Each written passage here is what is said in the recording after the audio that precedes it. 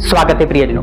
देश 15 अगस्त 1947 को आजाद हुआ, ये आप सभी जानते हैं। पर देश को जो आजादी मिली थी वो जमीन से आजादी मिली है। जी हाँ, जमीन से हम जरूर आजाद हो गए हैं, परंतु आज भी हम एक मानसिकता से आजाद नहीं हो पा रहे हैं, और इस मानसिकता का नाम है अंग्रेजी की मानसिकता। जी हाँ दोस्तों, अंग्रेजी की मानसिकता ने आज भी हम सभी को जकड़ा हुआ है, बेड़ियों में जकड़ा हुआ है, जिससे हम बाहर नहीं जा पा रहे हैं। हमने हिंदी को वो स्थान देना बंद कर दिया है जो हम अंग्रेजी को स्थान देना शुरू कर दिया। तो आज की इस वीडियो में हम बात करेंगे क्यों ये लेवल बढ़ता जा रहा है, अंग्रेजी का स्तर बढ़ता जा रहा है, और क्यों हिंदी को उतनी मान्यता नहीं दी जा रही है। तो इस वीडियो को आपको शुरू से आखिरी तक जरूर देखना है, और आपके कुछ पॉइंट जरूर होंगे इस वीडियो को देखने बाद, तो कमेंट सेक्शन में जरूर लिखना। तो चलिए शुरू करते हैं।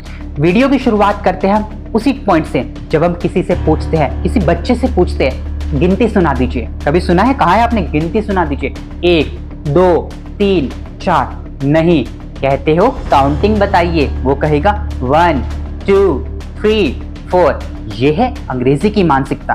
आगे सुन लीजिए, अगर आप किसी से कॉल पर बात करना चाहते हो और सामने वाला पर्सन बिजी है, तो क्या सुनने को मिलेगा?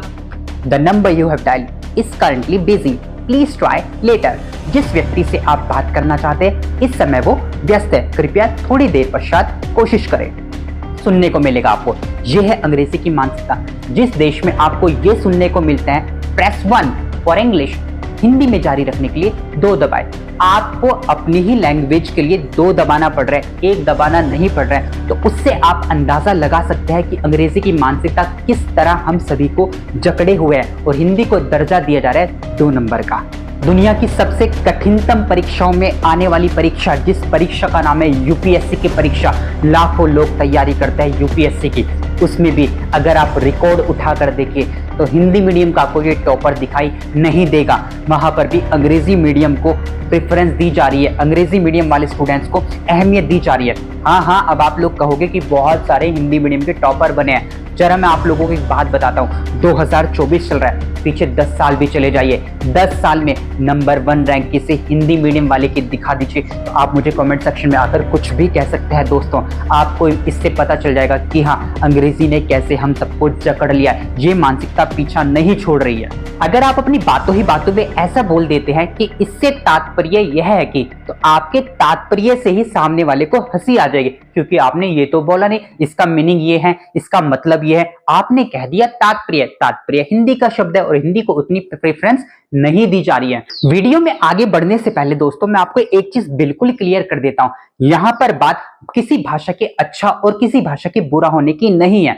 भाषा भाषा होती है और किसी भाषा को सीखना बिल्कुल भी गलत नहीं है, लेकिन अगर आपको ऐसा कहा जा रहा है कि हाँ, ये भाषा सीख लीजिए, अदरवाइज आप दुनिया में कुछ नहीं कर पाओगे, इस भाषा के बिना आपका काम नहीं चलेगा, जीवन में सफल होना है तो अंग्रेजी जरूरी है, तो प्लीज ऐसे लोगों से, ऐसी चीजों से बचकर रहिए। आपकी एक अपनी भाषा है और अपनी भाषा में जो कुछ भी करोगे उसका मजा ही कुछ, उसमें आप आनंद का अनुभव करोगे। देखिए, मैं खुद इंग्लिश पढ़ाता हूं बच्चों को, लेकिन इसका मतलब ये नहीं है कि मैं हिंदी को भूल जाऊं। मैं अपनी भाषा का सम्मान करता हूं, उसकी रिस्पेक्ट करता हूं। जहां मुझे आवश्यक होता है मैं हिंदी में बात करता हूं, और जहां मुझे जरूरत होती है I talk to in English. So depend करता है सिचुएशन पर, परिस्थितियों के अनुसार अपनी भाषा को बदलिए, लेकिन आप ऐसा ना सोचे बिल्कुल भी कि हाँ, अंग्रेजी ही बहुत जरूरी है और हिंदी को प्रेफरेंस नहीं दी जानी है। ऐसा ना करें। चलिए आगे बढ़ते हैं। अपनी बात को और मजबूती से बताने के लिए मैं आपको कुछ उदाहरण और दे देता हूं।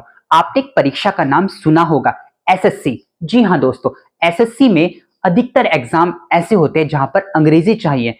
इसका मतलब ये हुआ, जिनको अंग्रेजी नहीं आती होगी वो इस फॉर्म को नहीं भर पाएंगे। और ऐसा होता है दोस्तों, आपने अपने आसपास ऐसे स्टूडेंट्स को जरूर देखा होगा जो ये कहते हैं कि मेरी इंग्लिश अच्छी नहीं है, इंग्लिश मुझे नहीं आती है, इस कारण मैं वो फॉर्म नहीं भर सकता। वो उसी फॉर्म को भरते हैं जिसमें अंग्रेजी नहीं होती है। अभी आपने देखा है कि रेलवे के फॉर्म आने ही वाले या बस आ ही गए हैं, उसमें फॉर्म बहुत सारे भरे जाएंगे, क्योंकि उन लोगों के लिए यह फॉर्म किसी सपने से कम नहीं होगा, यह नौकरी किसी सपने से कम नहीं होगी, क्योंकि इस रेलवे के एग्जाम में इंग्लिश नहीं आती है। तो क्यों ऐसा हो रहा है दोस्तों, ये एक सोचने वाला विषय है।